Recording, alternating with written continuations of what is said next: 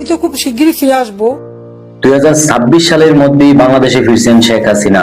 ভারতের গণমাধ্যম এনডিটিভি কে দেওয়া এক সাক্ষাৎকারে তিনি নিজেই এই ঘোষণা দিয়েছে। তিনি সাফ জানিয়েছেন, মৃত্যুকে আমি ভয় করি না এবং এই বছরই শেষ হওয়ার আগেই তিনি স্বদেশে পা রাখবেন। কিন্তু প্রশ্ন হচ্ছে, যেখানে আন্তর্জাতিক ট্রাইব্যুনাল তাকে মৃত্যুদণ্ড দিয়েছে, দল হিসাবে আওয়ামী লীগ প্রায় নিষিদ্ধের মুখে, সেখানে এই ঘোষণা কি শুধুই ফাঁকা আওয়াজ, নাকি পদ্মার আড়ালে বড় কোনো ভূ রাজনৈতিক খেলা চলছে? শেখ হাসিনার এই ঘোষণা শুনে কি ভাবছেন বিএনপি ও জামাত? সেই সব বিষয়ে বিস্তারিত জানতে পারবেন আজকের এই ভিডিওতে। তো গাইজ, ভিডিওটিতে একটি লাইক দিয়ে শেষ পর্যন্ত দেখতে থাকুন। তো গাইজ, চলুন শুরু করা যাক।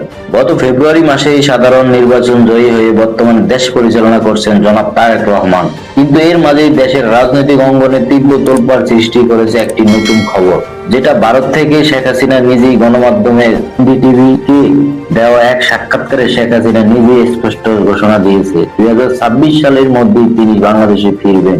তিনি বলেছেন, সব ষড়যন্ত্র মোকাবিলা করে দেশে পা রাখবেন। কিন্তু এই ঘোষণার পর বাংলাদেশের বর্তমান রাজনৈতিক সমীকরণ ঠিক কোন দিকে মোড় নিচ্ছে? তাহলে এখন বিরোধী দলগুলোর নেতাদের প্রতিক্রিয়া কি? শেখ হাসিনা এই মন্তব্যের পরে বর্তমান বিএনপি সরকার কিন্তু শেখ হাসিনার এই মন্তব্যের পরে বর্তমান বিএনপি সরকার মোটেও চুপ নেই।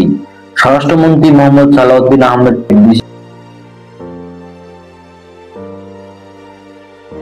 এরকম একটি নৃশংস হত্যাকাণ্ডের পরে, গণহত্যার পরে আজও পর্যন্ত সেই গণহত্যাকারী শেখ হাসিনার কোন রকমের অনুশোচনা নাই।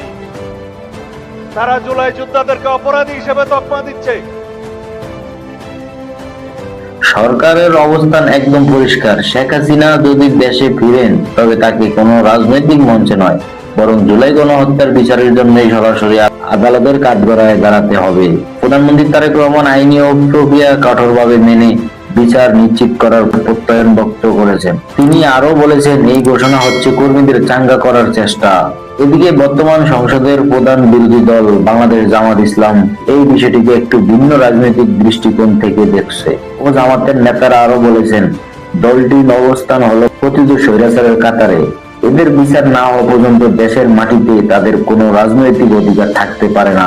জামাত দলটি আরো বলেছেন, মাঠ পর্যায়ে তাদের কর্মীদের সজাগ থাকার জন্য, যাতে এই ঘোষণাকে কেন্দ্র করে দেশে কোনো নতুন নৈরাজ্য সৃষ্টি না হয়। সর্বশেষ বলা যায়, শেখ হাসিনার এই ঘোষণা 2026 সালের বাংলাদেশের রাজনীতিক আরো একবার চরম সত্য করে তুলেছে।